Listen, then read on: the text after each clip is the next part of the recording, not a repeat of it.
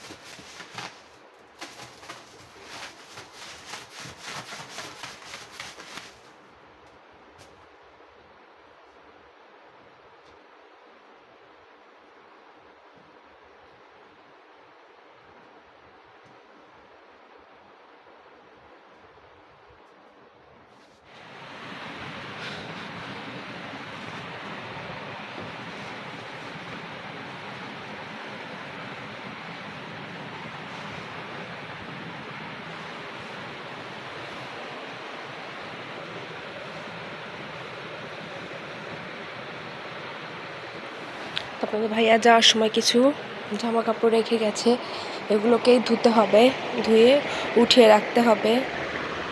এগুলো এখন ধুয়ে নেব। তো বিছানা গোছানো শেষ করে আপনাদের সাথে একটা জিনিস শেয়ার করি, সেটা হলো আপনাদের ভাইয়া এবার ঈদে আমাকে একটা জিনিস গিফট করেছে, সেটা আপনাদের সাথে শেয়ার করব। এটা হলো একটা রাইস কুকার, বড়টা আর কি।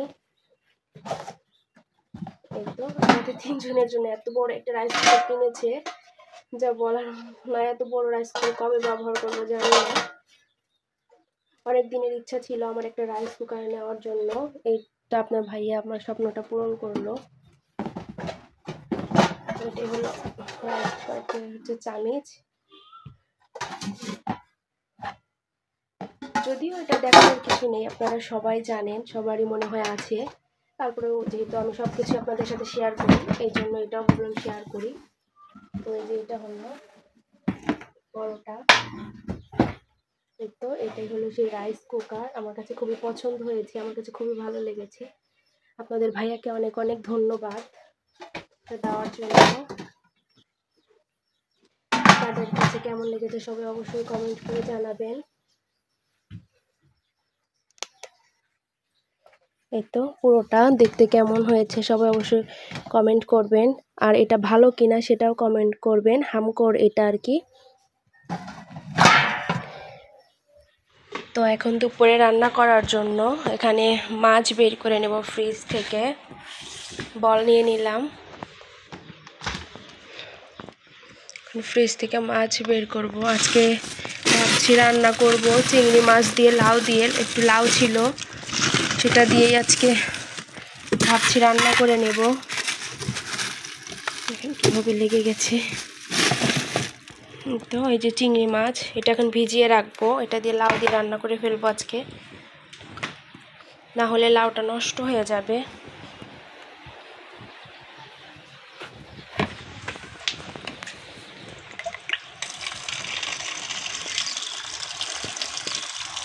এদিকে তো কাজ করছিলাম আর এদিকে মাম্মাম দোকানে গিয়েছিল, দোকান থেকে রোবো কিনে নিয়ে এসেছে, একটা ওর আর একটা আমার। ভাবলাম ভালোই হয়েছে, যেহেতু গরম লাগছিল কাজ করতে করতে বসে বসে একটু রোবো খাই। আপনারা কে কে রোবো খেতে পছন্দ করেন সবাই অবশ্যই কমেন্ট করবেন। আমার কাছে কিন্তু খুবই ভালো লাগে রোবোটা খেতে।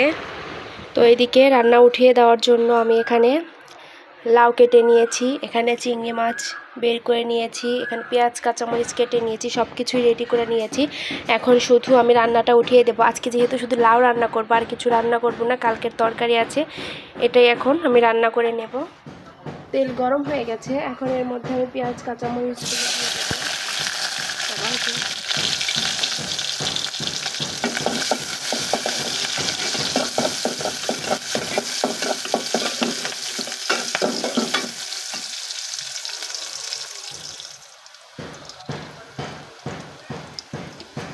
দিয়ে দিলাম আদা বাটা, দিয়ে দিলাম রসুন বাটা, আর দিয়ে দেব এখানে হলুদের গুঁড়ো,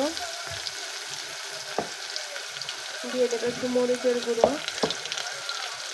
ধনিয়া গুঁড়ো, দিয়ে দেবো একটু লবণ, একটু পরিমাণ মতো পানি দিয়ে নেব।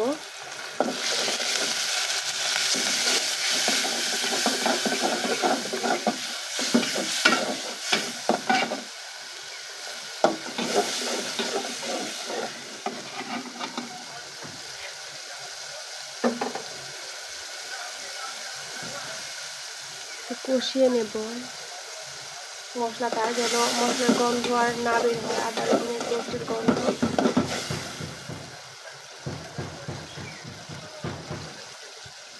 এই তো কষানো প্রায় হয়ে এসেছে, এখন আমি কেটে রাখা চিংড়ি মাছগুলো দিয়ে দেব, দিয়ে একটু নেড়ে চেড়ে নেব।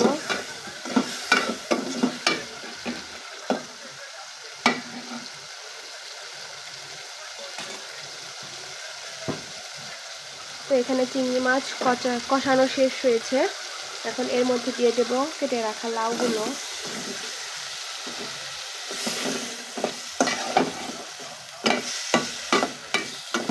একটু ঢাকনা দিয়ে ঢেকে রেখে দেব সিদ্ধ হওয়া পর্যন্ত। তো এই তো মাত্র রান্না বান্না শেষ করলাম, শেষ করে ভাবলাম একটু বাইরে থেকে ঘুরে আসি। তো এই দেখেন আমাদের বাইরের অবস্থা, দেখেন হাঁসগুলো কি করছে। ভাবলাম আপনাদের সাথে একটা জিনিস শেয়ার করি, সেটা হলো আমাদের গাছের আম হয়েছে, যদিও ক্যামেরাতে এখন বোঝা যাচ্ছে না।